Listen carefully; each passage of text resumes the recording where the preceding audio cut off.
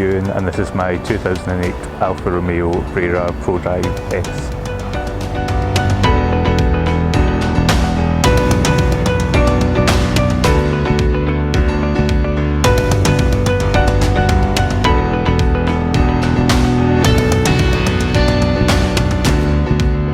I have owned this car for 3 years. I bought it in February 2018. At that point it had about 95,000 miles. It's my only car and daily driver. It's now, I've just passed 130,000 miles. So the 35,000 miles I've done have been completely trouble free. I've had no issues, which disappoints a lot of people when you bring up a 13-year-old Alfa Romeo. I think the cars are very reliable, not that many people seem to acknowledge that. This model was a special edition that was made specifically for the UK market. Kind of familiar story, new Alfa Romeo launches, the reviews are always a little bit predictable in that it's kind of praised for style, maybe handles okay, but not up to German quality, not the best to drive. So the UK head of Alfa Romeo had an idea to create this limited run of 500 to try and stir up a bit of attention for the car. So he partnered with Prodrive, the UK chassis engineering specialists, to make this limited run. The changes over the standard models were mainly the suspension. So it has unique IBAC springs and Bilstein dampers. It had slightly different steering geometry to the standard cars. The alloys were also unique. The style, that was partly to save weight. Other changes were more visual, so the little stone guards, the S badges, the exhausts are different to standard. They're also fitted with a resonator for slightly different noise. And then just the final touch, the plaque on the seats, which is a nice little touch, helps set it apart. All 500 came with either a 2.2 or a 3.2 litre V6, lifted unchanged from the standard model. This is a 2.2 just to try and make the daily running costs a little more reasonable.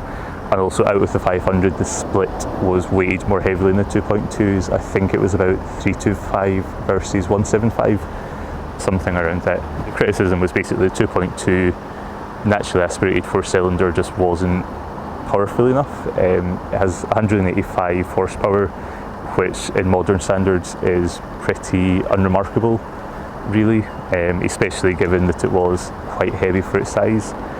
For me, I actually kind of enjoy that it has what some would say an underpowered engine.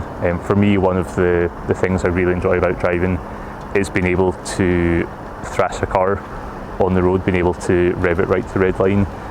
When you look at modern cars like a Golf R or Audi S3 that have become so popular and have so much accessible power, I just don't see the fun in being able to not use all of that. With this, you can, when the road opens in front of you or there's an opportunity for a good overtake, you can really grab it by the neck, thrash it to the red line, and you're still within legal limits. To some people that might frustrate them. To me, that's the fun. I can drive this hard and not do stupid things on the road. I've never driven a standard Brera, but the Prodrive one, it really is good fun to drive. It has exceptional grip. It stays really flat through corners. It recently had all the suspension replaced, so 130,000 miles, and it feels incredibly fresh and sharp. One of the main reasons I got it replaced, other than the fact that I could feel it just was a little looser than when I bought it. So there's a guy, Peter Cambridge, who led the project on the Prodrive side. He was one of their chief chassis engineers. He has since left Prodrive and has set up his own company, and he has been able to convince both IBAC and Bilstein to remanufacture the original specification parts, and they're available through Peter's own company. So when I saw that those original parts were available, I thought, I'm going to do it while I can. Given there were only 500 cars, I thought they might not be available for long. So it seemed like a sensible investment to give the car another good 10 years or so, another lease of life. One of the really nice things was that Peter he attends events the Owners Club arranged. So there was a 10-year anniversary held at the Prodrive headquarters, and Peter came along and spoke about the project and his work. And when I was ordering the parts, he just chats away to you, asks how the car's running, how you find it. He was giving some stories about the development. So I just thought that was a really nice touch, and something that not many people will get in their cars, being able to speak to someone who helped develop it. I think Peter is even a member of the Owners Club on Facebook, so you can reach out to him, ask him any questions. One of the nice things about this car is all the owners are enthusiasts. There's quite a strong presence online and member events taking place. In terms of my personal car, what I've done to it, I wanted to keep it as original as possible.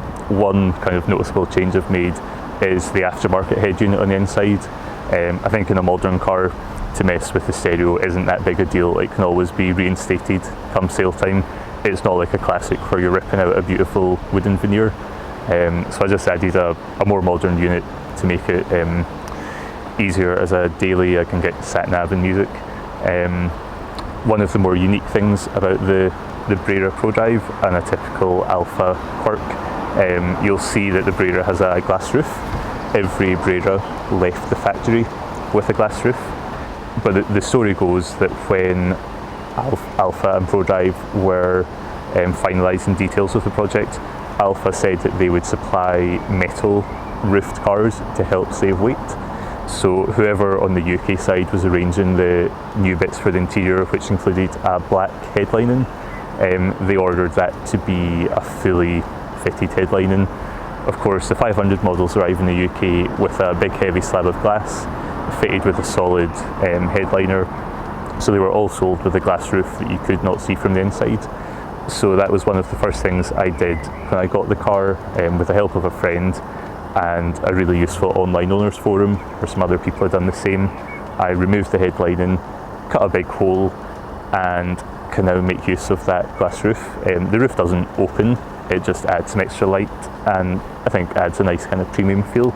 The glass is also darkened enough, and with the Scottish weather there's no risk of it being kind of too sunny or too hot. The only other kind of little change I've made on the inside, a little plaque on the central tunnel, which again someone on an owners group had done, I thought looked really nice, so I ordered the same.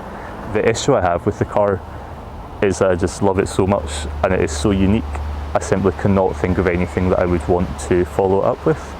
Sure, I drive it to work on the motorway using all that fuel, but while I'm sat in gridlock, I'm in those beautiful seats. I love the seats, the lovely dials on the dash. I look around and do not see a single other one. You can go months without seeing another Brera around Glasgow.